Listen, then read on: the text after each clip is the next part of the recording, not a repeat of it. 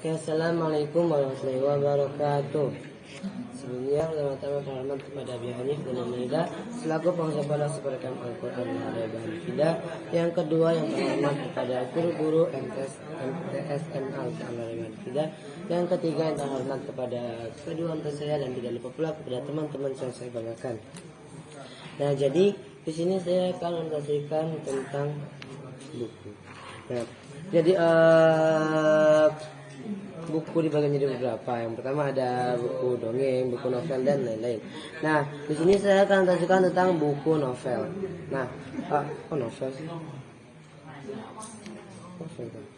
Bukan, oh ya, buku cerita. Nah, kan buku cerita dibagi menjadi dua bagian. Yang pertama ada yang fiksi dan non fiksi. Nah, yang fiksi itu berarti itu fiksi itu berarti apa fiksi? Hayalan ya. Nah, fiksi itu berarti hayalan atau cerita-cerita imajinasi. Sedangkan non fiksi itu berarti apa? Kisah nyata, dan dari kisah nyata. Nah, contohnya itu seperti buku dongeng gitu. Nah, itu termasuk buku apa? Pokoknya termasuk buku fiksi karena dongeng itu penulisnya itu anonim, tidak diketahui penulisnya itu. Nah, kemudian dongeng juga itu cara menyampaikannya juga itu turun temurun dari mulut ke mulut. Nah, jadi kan tidak tahu siapa yang menulis. Pokoknya mendadak ada aja dongeng Tangkuban Perahu, dongeng Candi Prambanan dan lain-lain. Nah, kemudian contohnya juga seperti ada novel. Nah, novel itu diambil dari beberapa kisah. Ada yang fiksi dan non fiksi juga. Nah, pastinya itu yang fiksi itu seperti yang kayak action atau enggak yang sihir gitu. Dan yang non fiksi itu mesti pokoknya suatu buku itu pasti mempunyai hikmah ya, kayak gitu. Nah, kemudian jadi selain itu juga ada buku pelajaran. Nah, jadi buku pelajaran itu termasuk jabatan ilmu. Nah, kita juga harus rajin-rajin menulis. Pokoknya menulis buku. Nah, kemudian di dalam suatu buku juga pasti ada, contohnya itu seperti ada puisi atau enggak pantun. Nah, itu termasuk kata-kata yang indah.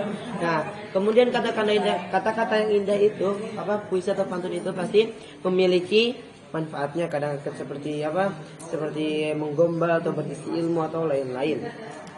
Nah, kemudian kita juga harus membaca buku yang bermanfaat untuk masa depan. Contohnya itu seperti buku pelajaran atau buku suatu kisah yang akan membuat hidup kita berubah. Misalnya itu suatu kayak peperangan menjadi wawasan kita menjadi luas.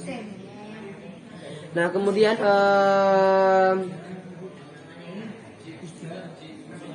di dalam novel juga pasti terdiri dari novel sih? Ya, novel, bukan novel, dongeng. Pokoknya di dalam dongeng itu terdiri dari beberapa struktur. Nah, pokoknya itu yang pertama itu ada pembuka, habis itu kayak puncak masalah, kemudian penyelesaian masalah itu dan penutup. Nah, biasanya itu seperti itu rata-rata dongengnya. Nah, kemudian biasanya itu dongeng itu bersifat anonim atau tidak diketahui. Nah, kemudian ada juga tentang diari. Nah, jadi pasti ada buku diari. Kita kan pasti punya buku diari untuk menulis. Nah, itu pasti memiliki manfaat seperti itu mengerti jalan kisah hidup kita dan mengambil pelajaran dari hari-hari sebelumnya. Misalnya itu hari sebelumnya kita telah melakukan kesalahan, maka hari ini kita harus memperbaikinya dan hari esok pun harus lebih diperbaiki gitu.